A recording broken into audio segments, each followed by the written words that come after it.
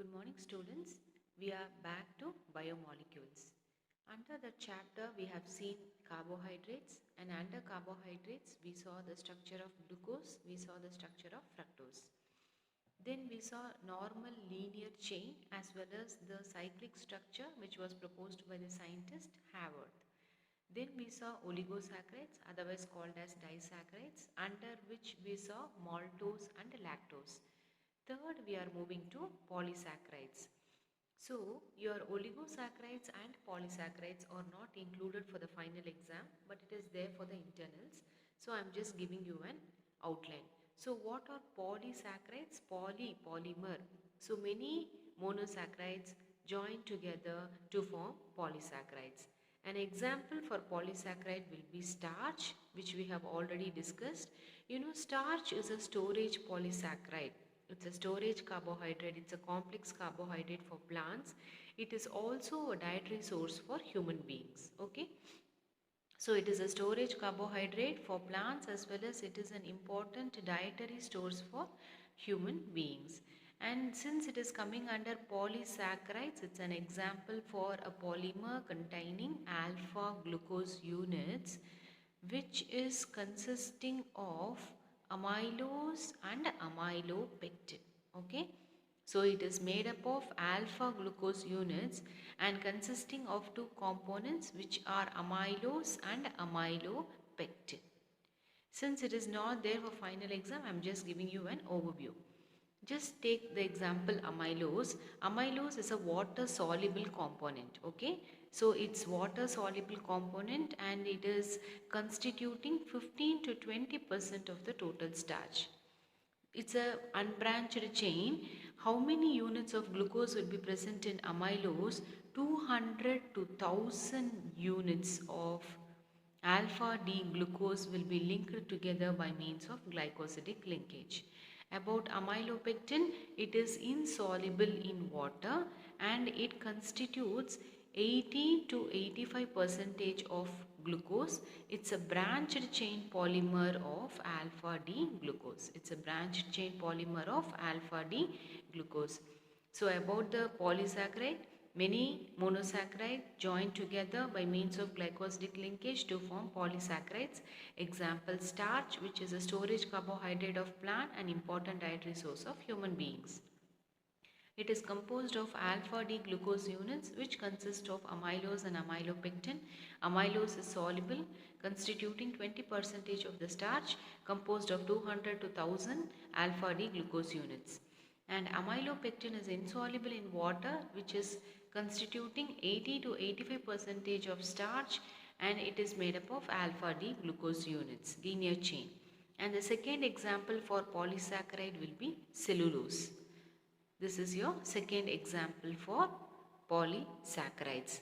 And glycogen is nothing but animal version of starch. I can say like that.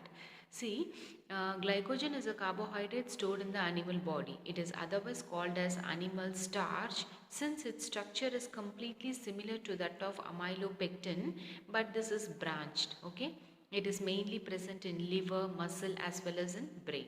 I am repeating glycogen. Glycogen is nothing but animal starch. It is a carbohydrate stored in the animal body. Its structure is similar to amylopectin, but this is branched, while your amylopectin is linear. It is present in liver, muscles as well as in brain. And about cellulose is exclusively for plants. It is an abundant organic substance which is present in the plant kingdom. Specifically, as the name indicates, cellulose is a predominant component present in the cell wall of plant cells. Okay, it's a predominant component. Where it is present in the cell wall of the plant cell. It's a straight chain polysaccharide. This is composed of beta D glucose units which are linked by means of glycosidic linkages. They are linked by means of glycosidic linkages. So we have just seen an overview of polysaccharide, where oligosaccharide and polysaccharide is not included for final exam. So I have just given an overview. Next, moving to proteins. So what are proteins? Proteins are most abundant biomolecules of living system next to carbohydrates. They are most abundant next to carbohydrate. What are the chief sources of protein? Milk. Okay, milk is a chief source of protein. Milk, cheese, then pulses, peanuts, fish, meat, etc. These are the sources of protein. Okay. Next, see, they are the fundamental basis of structure, and they are responsible for the fundamental structure and function of life. Okay, they are responsible for the fundamental structure and function of the life. They are required for growth and maintenance of the body. This we have seen in our lower classes. What are the functions of protein? So they are responsible for growth and maintenance of the body. Then all the proteins are polymers. There is no monomers in protein.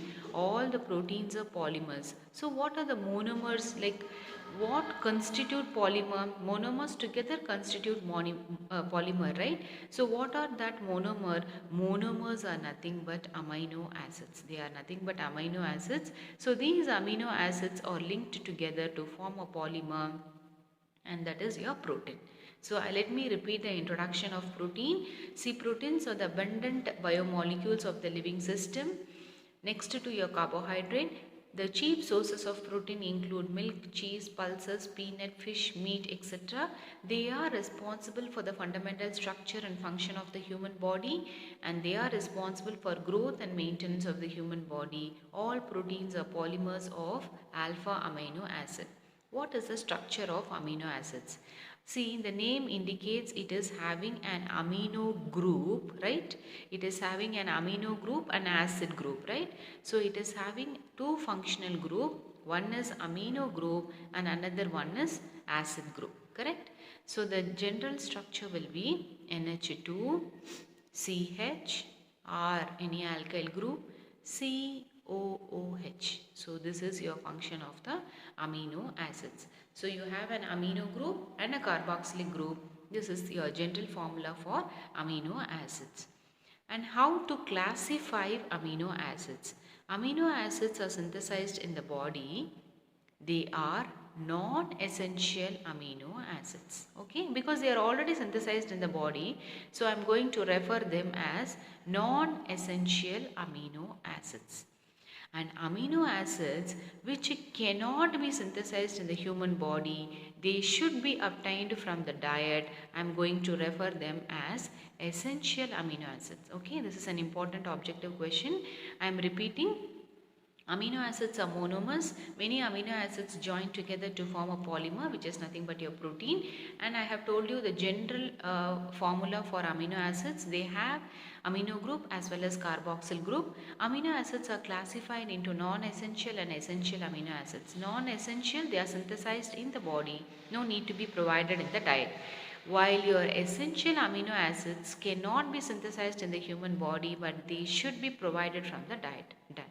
So we have seen the structure, introduction of proteins and the classification of proteins, which is nothing but amino acids. Next, moving to physical properties. You know, amino acids are colorless. They don't have any color. They are crystalline solids. Okay, they are crystalline solids. They are water soluble. They are polar, so they are water soluble. They have high melting point like solids. Okay, they have high melting point because I am referring them as colorless crystalline solids. So they have high melting point and they will be behaving like a salts. They will be behaving like a salts, and they form zwitterions. They form zwitterion. Repeating the physical property, they are colorless crystalline solids, they are water soluble, they have high melting point and they behave like salts, and they form zwitterions. Okay, that is, they will be forming plus and OH groups. Consider the example sodium chloride like Na plus and Cl minus. Similarly, this amino acid group, that is NH3 and COO minus, will be formed. Clear, children? In this structure, when I do lysis, what will I get? See, COOH, H will go to NH, so NH3 plus and COO minus, presence of positive and negative charges. Okay, let me repeat the introduction of proteins. You know what is its occurrence, where proteins are essential, that is functions of proteins we have seen. Then we saw the structure of amino acids, then we saw its physical properties, right? Next, moving to the structure of proteins. Next, moving to the structure of proteins.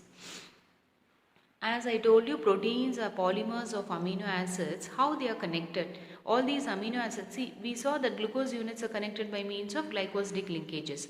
So how your amino acids units are connected? They are connected by means of peptide bond or peptide linkage. They are connected by means of peptide bond or peptide linkages. So, what is that peptide linkage? How it will be formed? Generally, a peptide linkage is an amide which is formed between COOH and NH2 group. Okay, done. So, I have discussed that proteins are nothing but polymers of amino acids. Proteins are nothing but polymers of amino acids. So how these amino acids are linked? They are linked by means of peptide bond or peptide linkages. Peptide linkages are nothing but formation of amide between your COOH group and NH2 group. Now, if two amino acids are combined together by means of peptide linkage, I am going to call that as dipeptide. If 3, it is tripeptide.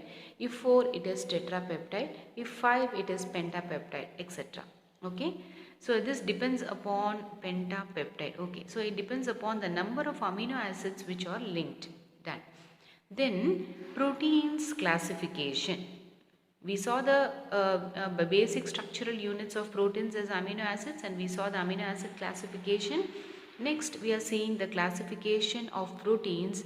They are classified into two types: fibrous protein and globular protein. Okay, fibrous. I have correct? Yeah. Fibrous proteins and globular proteins, which I am going to explain right now.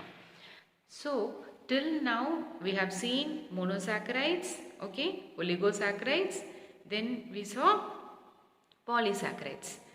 Under polysaccharides, we saw two examples, cellulose and glycogen. Under oligosaccharides, we saw maltose and lactose. Then we moved to proteins, we saw its occurrence, we saw its function. Then we saw the structure of amino acid. Amino acid will be having two functional groups. One is amino group and another one is acid group, that is carboxylic acid group we saw. Then we saw the classification of amino acid. Amino acid which is synthesized in the body, no need to be provided in the diet, is non-essential. Done. Then we saw the physical properties. Then we saw the structure of proteins, how amino acids are linked to each other. They are linked to each other by means of peptide bond or peptide linkage. Peptide bond or peptide linkage is nothing but an amide, formation of an amide between your carboxylic acid group and your amino group. Okay, based upon the number of amino acids, their peptide is classified into di, tri, tetra and penta. And proteins are classified into fibrous protein and globular protein, which we will be seeing now.